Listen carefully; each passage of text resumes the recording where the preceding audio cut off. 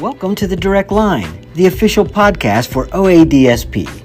We're excited to have you here with us today, and if you have comments, suggestions, or if you want to join us in studio as a guest, reach out to me at podcast@oadsp.org. I'm David Rustio, and today I'm speaking with Tammy. Welcome to the show, Tammy. Thanks, Dave. So, Tammy, tell us a little bit about yourself. I am a wife and a mother. I think those are some of the most important adjectives from my perspective that describe who I am. I have two grown children, a son who is a police officer, former Marine, and is currently a police officer. And I have a daughter who's graduating from Bowling Green. She's a senior this year, and she's going to be a teacher. I've been married for 35 years. It's a long time. Long time. I have an incredible partner, Daniel. We love animals. We love to travel. We have a dog, Jack, who's actually our grandpuppy. He belongs to our daughter, but we have adopted him temporarily while she's finishing school. Okay. Are you going to be able to let Jack go? We will not, but I'm not sure that we're going to ever let McKenna go either, so that's okay. All right. We have... Our kind of life really evolves around our family unit. We're very connected. We're very close. I have an amazing daughter-in-law. My son's been married a year, and she has blessed us with our first grandchild coming in September. Congratulations. Who we're super excited about as kind of the next stage of our lives. So that's kind of who I am as a person, I suppose. Okay. What do you do for a living? I am the president and CEO of HELP Foundation, an organization that provides services and supports to individuals with intellectual and developmental disabilities. And what on earth do they do? Well, we provide residential programming. We have about over 20 residential sites that we provide services to 24 hours a day to improve the lives of individuals so they can live in the community successfully. Mm-hmm. We have a number of day programs and vocational habilitation programs that we operate. We provide summer youth experiences. We provide non-medical transportation with the fleet of vehicles that we operate, employment services, and then we have a new program that we started about 2 years ago called the Help Harvest program, which is a vocational habilitation program that provides training for individuals who are interested in community employment. So it's a curriculum-based program that focuses on basic employment skills training. Individuals come to our program and they learn everything that they need to learn in order to be successful in the community. Things like how do you get along with your coworkers, some basic social skills, some customer service. And while they're doing this module-based training that is classroom-based, we're doing a lot of community integration. And then while they're in our program and they're actually working in the enterprises that we operate, they get paid employment training. We have a greenhouse, a 4,000 square foot completely hydroponic greenhouse that grows produce that is then ultimately taken over to our Help Harvest kitchen, where individuals also in a vocational habilitation program prepare and package all of the food that is grown in our greenhouse, working alongside a chef and a culinary director. They make products that are sold at Susanna's Cafe by Help Harvest, which is also another program that we're going to go to later this afternoon. And that program will provides real community-based employment for individuals at an amazing cafe at the Cleveland Foundation's offices. So that's a lot. It's a lot. And this is just one of the campuses, right? Correct. How many campuses are there? So we have the Euclid campus, which has two large day programs, our greenhouse and our shredding operation. And then we have a site in Warrensville Heights called Help Emory. We actually just relocated there from Summit County. We had our ribbon cutting last night, actually. Congratulations. Yes, thank you. We have capacity for about 50 individuals there. We're currently at about 50% capacity, so we're excited about the opportunity for that program to grow. And then our campus over in Lakewood, which houses our commercial kitchen, as well as a day program on site and a vocational training program there. We are currently serving about probably 50 to 60 individuals there. We are in the process of a large capital campaign and a renovation and expansion project that actually should break ground next month. We just got all of the plans approved through Architectural Review Board. The reason we're doing that, obviously, it's a successful program. It's a program that has a need in that community to continue to provide quality programming for individuals who want to succeed and be part of the community. So our expansion and renovation project should be completed by the end of this year, and that will probably serve an additional 100 individuals at that site. That's a lot. It's a lot, but it's a $2 million capital campaign, and we're confident that the community will continue to support that and we'll be able to successfully implement that program. And then we also operate a senior program here in Euclid, which is part of the typical senior community. And we have about 30 individuals there that attend. They're all over the age of 60, and they're integrated in the, just regular community program that is operated out of there. So how many people do you serve total? We serve about 1,000 individuals. In about how many counties? We actually serve in Summit, Cuyahoga, Lake, and Geauga. And the majority of the programs and services are provided in Cuyahoga County, but we obviously are certified and provide additional sites and programs within those existing, kind of neighboring counties as well. And how many staff does it take to run all of these programs and to help all these folks? We have about 300 staff. That the majority of our staff are DSPs. That makes up about 90% of our staff. And then we have additional what we consider staff as well. The employees that we provide services to are actually considered paid staff as well. But that is not in those numbers of 300. That's in about additional 100 people that are served in our employment services that actually get paid through our payroll system. That's a lot going on. How on earth do you keep up with it all? I have the most amazing leadership team. I think that one of the things that I'm most proud about in my time here, I've been at HELP for 36 years. I actually started out as an unpaid social work intern. At 12 years old? Yeah, it feels that way sometimes. Unpaid social work intern to CEO, that's kind of my story. And, I think one of the things that I've been really grateful for with our board and, people that have believed in me along my path is kind of given the opportunity to learn and grow. And that philosophically is something as an organization that we have continued. I'm a huge proponent of promoting from within. I believe that people can start as unpaid interns and be the CEO. That's just like you. That's my story. I tell that. I share that. I believe that. I think that the leadership team that we have amassed understands that. So we provide a lot of really great opportunities for people to be successful. It's part of the core of kind of who we are as an organization. We provide tuition assistance. We provide on-the-job training. We have amazing partnerships with local colleges like Tri-C that comes in and provides leadership certification training for our leadership team, low-level training that allows them to learn exceptional skills to continue to move up the ladder, if you will. And I think everyone under me that works on my team, kind of breathes and believes that.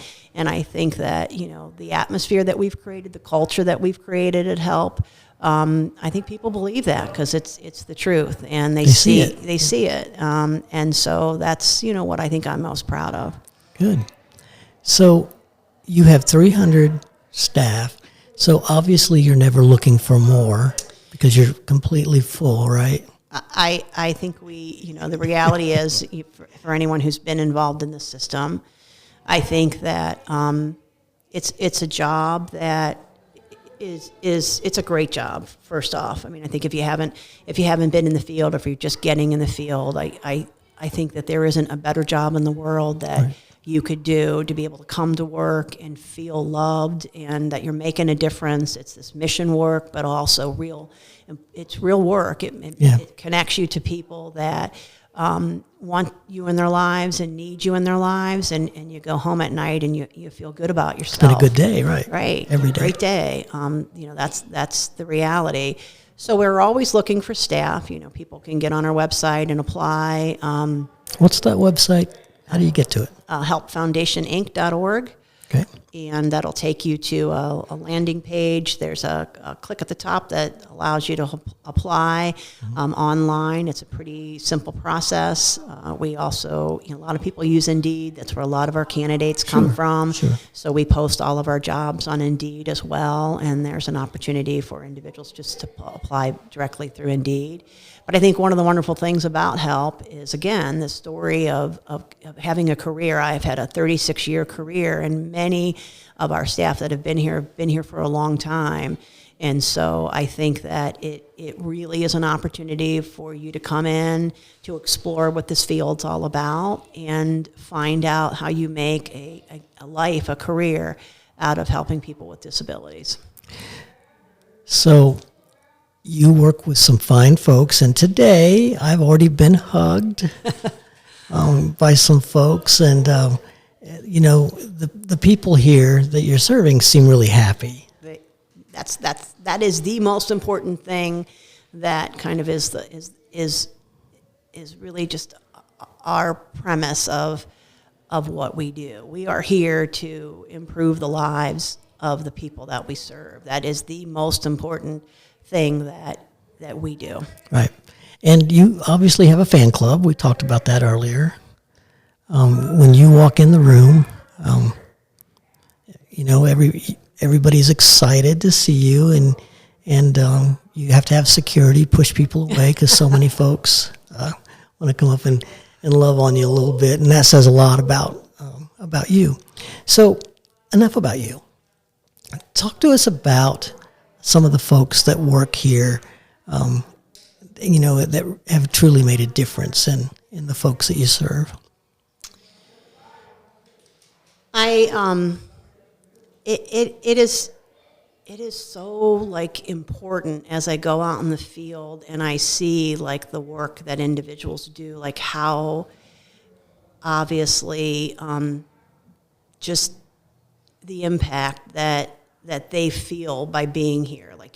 You walk into a room and you're here at the day program today. There's many people that you've encountered over the kind of our walkthrough. Sure. And you talk about the joy that you see on them, and everybody seems engaged and happy, and they want to come up and they want to introduce themselves, and they want to tell you about kind of the great day they're having.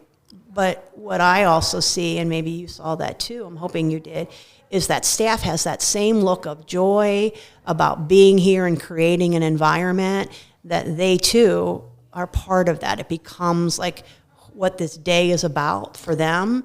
And if you're not that person and you don't feel that, you can't be here. Right. And I think that is, from the top on down, the most important thing that we say to people when they're in orientation, when we're interviewing them. You got to come here and embrace this love of this job, right, and the people. And that's the easiest thing to do. If that's who you are, we'll train you. We'll train you how to do the paperwork. We'll train you how to learn how to read an ISP and figure out how to provide active treatment and do all of those things. But you have to be a good human, and you have to want to be part of people's lives. You need to be sure that you know about them and what drives them and what they're passionate about, but you also have to share a little bit of yourself too.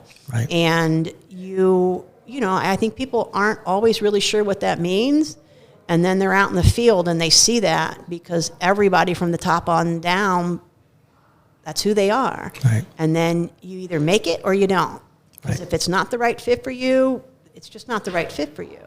But everyone who works here, that's what we need and want them to be. And so you'll see that as you see the joy on staff's faces. People are happy about coming to work. People are happy about the excitement of the day. In the parking lot as I came in, I had 2 staff came up, talked to them, and I'm going to the library. I'm like, we're going to spend the day at the library. We're going to see this movie. I can't wait. We're going to go to lunch then, and I'll see you when I get back. They're excited at 2:30, for you, right? man. They're excited. They can't wait. And that excitement just is, that's what you want. That's what you need. And those are the individuals that drive this organization. Right. And make it a great place to be. So tell us about some folks that you might be willing to share about. I certainly have, in my time here, lots of stories. I have such a connection with people, but I have so many, like when I think back when I first started as an unpaid student intern and had no idea what this was about, we're going to send you down to 6 chimneys and 6 chimneys, and sounds exciting. It's, over on the corner of Prospect and Euclid Avenue in downtown Cleveland, and I didn't know what was I getting myself into. And 6 Chimneys is a really creative, innovative program. It's a 46-bed apartment complex where individuals live there in their own apartments, and staff are there 24 hours a day, but the services that we provide are very individualized. Some folks might get 5 hours of service a week. Some folks might get 5 hours of service a day. And the premise of that really job there is, the whole program itself is to have individuals successfully being integrated and living successfully in the community. So we're teaching all kinds of, basic financial skills and how to get into work and making sure people are going to work or school or, being safe in the community and learning how to maintain their apartment and, getting along with the people that they live with in the building. And it's just a fascinating program. That's where I first started my internship 36 years ago.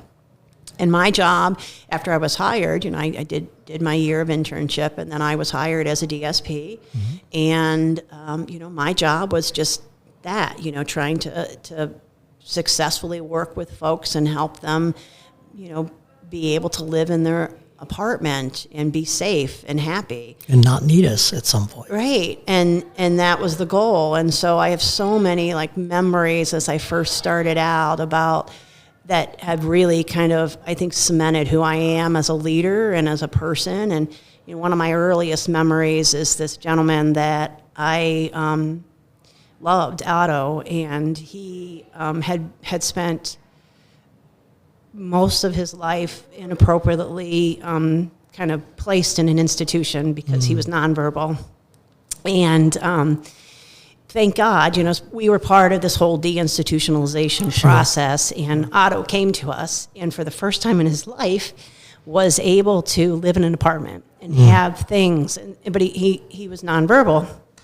So my job was really to be able to have him be successful, but also to, connect with him. And he, wasn't really sure how to do that. That's you're not taught how to do that. You just kind of have to figure it out. And so I would be in his apartment and helping him learn how to clean or cook, and he would look at me and he would touch my ring, and I would tell him about my family. I would tell him about my husband, and then he started just the good stuff, right? Just the good stuff, right? And he would start coming down in the morning then, and he was an amazing artist, and he would paint me and draw all these intricate, beautiful pictures of just my life. So he would, whatever story I told him, he would come down and he would have this picture. It would be my wedding that I would tell him about, and it would be me as a bride and people walking down an aisle, and then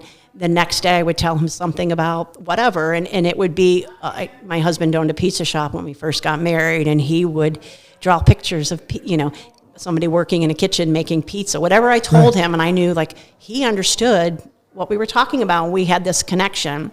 So I would just tell stories, and as we were learning how to cook and clean and do those kinds of things, I would tell him stories about my life, and then he would translate those every week into these amazing pictures. Wow. So that taught me how important it was to share who you are, your authentic self, but how to connect with people that that was important. It was important to him to know about my life. And then he would also draw me pictures about his life so that I could have this understanding of where he came from and what his dreams were and what he wanted to do. And so it chokes me up, obviously, because I think about like that path so many years ago.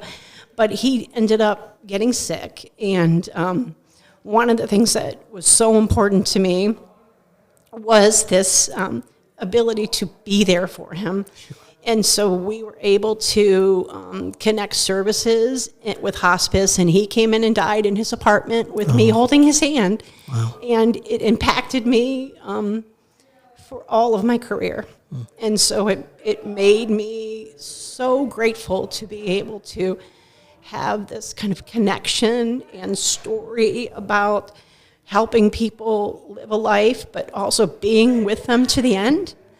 And that is something I think that just kind of made me like who I am. And it has kind of carried through like my entire career about being that authentic and connecting with people and being there for them. Like so many of the people that we serve do not have people in their lives that have been there. They are used to staff coming and going. And to know that I have relationships with people that have spanned their entire life, and to see that, to move them into a facility, and the biggest focus is to make their lives better than it was before they came here. And I know that sounds a little cheesy at times, but it is so important to give them a good place to live, to make them feel safe, to make them feel loved. Sure. And, cared about. And then to know that you're not going to abandon them and put them in a different facility when they need you the most, and to be there when they die. I mean, this agency has allowed us to serve people from the beginning of their life to the end of their lives. Amazing. And I'm super proud of that, but also, like I said, it's made me, it's just made me who I am today. And Otto is still reaching out and making a difference. Yeah, and like I said, I have hundreds of stories, funny stories. I have this great story of Bill I'll share with you. Bill also lived at Six Chimneys, and earlier on in my career, I was obviously, his assigned staff, and I had been promoted to a supervisory position. And Bill often, a couple times a year, got on the bus and went to see his sister in Columbus. And so I was the supervisor, responsible for that weekend. I put Bill on the bus on Friday, and, at 6 o'clock or whatever, and he was supposed to arrive to his sister. And so I, went home, and I get a call from Bill's sister that, Bill never arrived. And I'm like, I don't know how that's possible. I put him on the Greyhound myself. And so I ended up spending a couple of hours trying to figure out where Bill was. And I don't know, he ended up in Marietta or something and got on the wrong bus when they stopped to go to the bathroom, and he got on a different bus. And so there was no buses that night. And so I remember saying to my husband, who has been along this entire journey, my whole family, well, I guess we're going to have to get Bill. And, I didn't want to screw up, what I was supposed to do. I'm the supervisor. This is like my first weekend when the manager's not there. And I'm like, damn it, I'm going to lose my job, right? So I didn't want to lose Bill. So my husband gets in the car with my newborn baby, Nick, who's now 31 years old. And we get in the car, and we drive to go get Bill. And I don't know, 2.5 hours later, we find Bill sitting in the bus station, and we put him in the back of our car. And I remember looking back and seeing him holding my son holding Bill's finger, around, my son is probably, 8 months old, sitting in the back car seat holding Bill's finger. And, Bill never forgot that we went and got him. We took him to his sister's and got home at, 3 a.m. But years and years later, when my son, he actually worked in the day program in the summers when he was in college, Bill would come to our day program, and he would still go and hold my son's hand and say, I know you, buddy, you're my Nick, and it was the sweetest thing that I have this memory of, the middle of the night with Bill holding Nick's finger when he was 8 months old. So so many great stories of just my whole kind of life that people are part of. Sure. They know my family. They know what kind of dog I have. They know who my kids are. My kids have met them. My kids know who they are. It's just an important kind of testament of just connection. Sure. Letting people know that they're important to you and they have a space. I had many people came to my wedding and saw me married. They were, sitting in the church, in pews filled up and saw me get married. And then were here when I had my children, and now will be in my life as I have my first grandchild. So it's just been it's been a lot of fun. It's been a lot of fun to watch people's lives change in my life and them to be part of that. Right. Well, thank you, Bill and Otto. Yes. And Otto. thank you for being here today. Appreciate your time. I hope you had fun. I did. And we'll see you next time. Thank you, Dave. Thank you. Thanks for listening, and join us next time on The Direct Line.